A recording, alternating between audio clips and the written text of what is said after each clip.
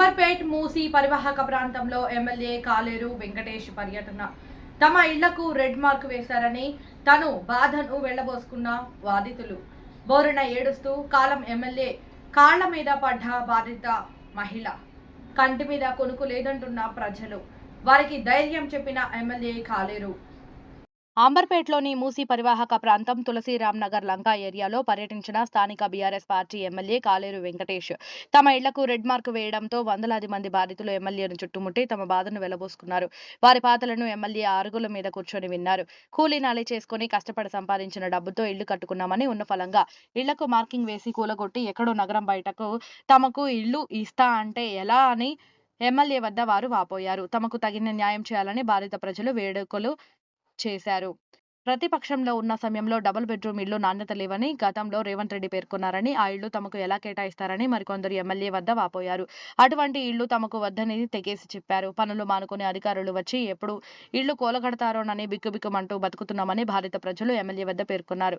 ఎవరు భయపడవద్దని వారికి ఎమ్మెల్యే ధైర్యం చెప్పారు. మరికొందరు మహిళలు సీఎం రేవంత్ రెడ్డిని తిడుతూ శాపనార్థాలు పెట్టారు. రేవంత్ రెడ్డికి, రాహుల్ గాంధీకి తగిన బుద్ధి చెప్పాలని సోనియా గాంధీకి వేడుకున్నారు.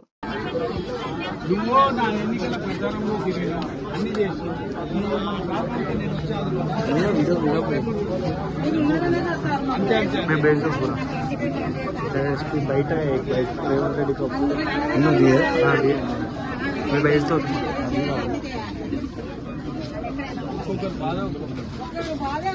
ఉన్నాయి, ముళ్ళ చెట్లు ఉన్నాయి. అవన్నీ పీక్కుని రేవంత్ రెడ్డి గారు మీడియా ఏమన్నా వచ్చిందా లేదా? వచ్చిందా? రేవంత్ రెడ్డి గారిని అన్ని పీక్కుని రేవంత్ రెడ్డి గారిని అన్ని పీక్కుని ఆ రాళ్లు తీసుకుని ఓ పక్కకి వేసుకుని అప్పుడు నది అక్కడ ఎలుపు చేసుకుని ఈ కాలపాటి ఒక గోడ కట్టి ప్రజలకు అన్నం పెట్టమని అడిగి ఎక్కిచ్చాను తప్ప మా నెత్తివ చేయాలి పాలడి కింద తొక్కుతాడని అనుకోలేదయ్యా ఆయన. మరి ఎలక్షన్ ముందు ఏం మాట్లాడాడయ్యా ఆయన? గరీబ్ మహిళల్ని కరుడు పత్రులు చేస్తానని చెప్పారు. ఉన్న 2,000 రూపాయలు బ్యాంకులో వేస్తానని చెప్పి ఇల్లు పీకేసి 2,000 రూపాయలు అంటే రోడ్డు మీద మేము పడుకోమయ్యా. 2,000 పక్కేసుకుని 2,000 రూపాయలు పక్కేసి పడుకోమయ్యా మేము. ఆడితే మాత్రం 500కు గ్యాస్ సిలిండరు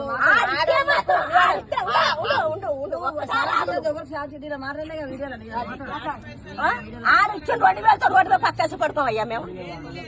ఆడంటున్నామని కాదండి, మేము మహారాజును ఎక్కించుకుని ఎందుకు నెక్కించుకున్నాం? మాకు తోడు నీడగా ఉంటాడని.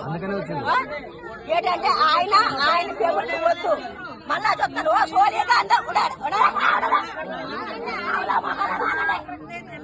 ఓ సోనియా గాంధీ అమ్మా, నీకెవడన్నా తెలుగులో డబ్బింగ్ చేసేప్పుడంటే మాట్లాడించుకో.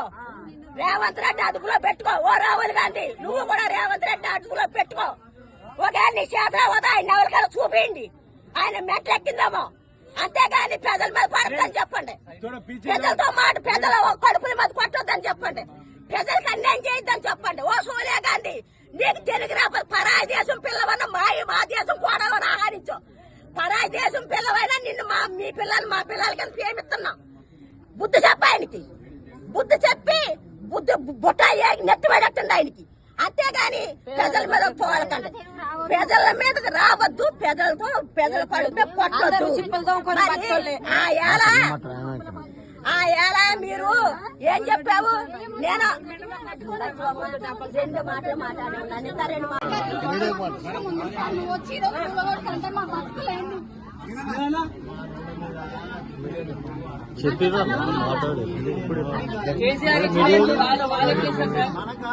డబుల్ బెడ్రూమ్ లో కేసీఆర్ ఇచ్చిన వాళ్ళు ఎట్లా ఇస్తారు? అదే ప్రభుత్వము తొవ్వి చూసి డబుల్ బెడ్రూమ్ ఉష్కే ఉందని చెప్పేసి తొవ్వి చూపించింది రేవంత్ రెడ్డి. ఇప్పుడు అదే డబుల్ బెడ్రూమ్ లో ఇస్తాడు. మన కేసీఆర్ సార్ కట్టించినప్పుడు కేసీఆర్ సార్ మీద నిందలేసాడు. డబుల్ బెడ్రూమ్ కడతారు, అది ఉష్కే మొత్తం ఉష్కే పోసి కట్టినాడు. అదే డబుల్ బెడ్రూమ్ లో ఏ విధంగా ఇస్తారు? మాకు డబుల్ బెడ్రూమ్ డబుల్ బెడ్రూమ్ అవసరం లేదు. ఉన్న ఇల్లు మాకు కావాలంటే మా జాగ్రత్త మీ పక్క నుంచి పారి కూడా కట్టుకోండి. దాని తర్వాత వేసుకుంటారు, లేకుంటే అది ఏమంటారు ఆ పొంతలు కూడా వేసుకుంటారు. అది ఇష్టం, మాకు అవసరం లేదు. మాకున్న స్థలాలు మాకున్న జాగ్రత్త మా జాగ్రత్త రావద్దు. అది రాత్రి సార్ వారం 1 నిమిషం అందరూ సైలెంట్.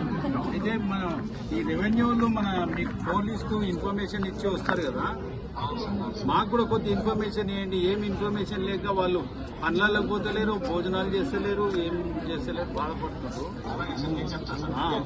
ఇన్ఫర్మేషన్ ఇస్తే జరిగేది ఏంది అనేది ఎవరికి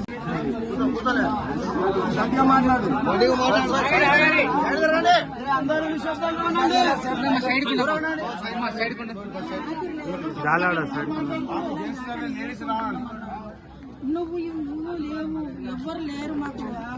మల్లేసి ఉండబట్టే కొంచెం మాకు ధైర్యం చెప్తాను. నువ్వు వస్తారా అని నీకోసం చూసి నాకు కొంచెం ధైర్యం ఇస్తున్నాను. నువ్వు ఏం చేస్తావో మాకు తెలియదు. మా ఇల్లు మాకు కావాలి. వద్దు మాకు సార్, మాకు మా గుడ్ సార్ మాకు కావాలి అంతే.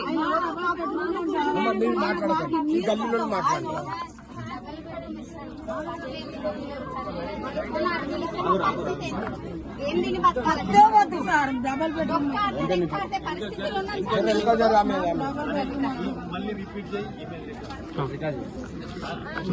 ఇప్పుడు మాట్లాడాలి. ఇప్పుడు మాట్లాడాలి. డబల్ బెడ్రూమ్ ఇస్తున్నాడు. మేమేం దీన్ని బతకాలి? మా ఉపాధి ఏంటి? మా పిల్లల ఎడ్యుకేషన్ ఏంటి? మా పరిస్థితి ఏంది? మేమేం చేసుకొని బతకాలి? ఇండ్లు ఉన్నాయి, చేసుకొని అయితే తినాలి కదా, కష్టపడాలి కదా. పని చేయండి. నువ్వు ఏమైనా ఫుడ్ పంపిస్తున్నావా? మాకు లేదు కదా. నువ్వు తీసే రైట్స్ ఎక్కడివి నీకు? అసలు నువ్వేమైనా బోర్డు వేసినావా?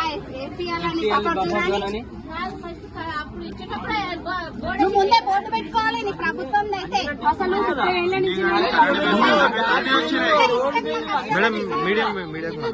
ఒక్కరు మాట్లాడడం 10 మంది అనకండి. ఒక్కరు మాట్లాడండి.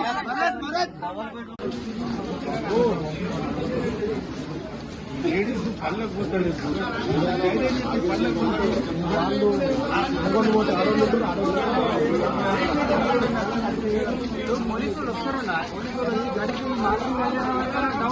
రండమ్మా.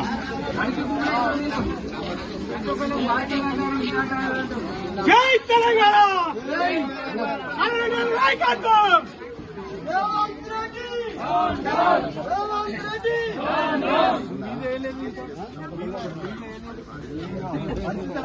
మీరు అట్లా కొంచెం చూస్తే మేము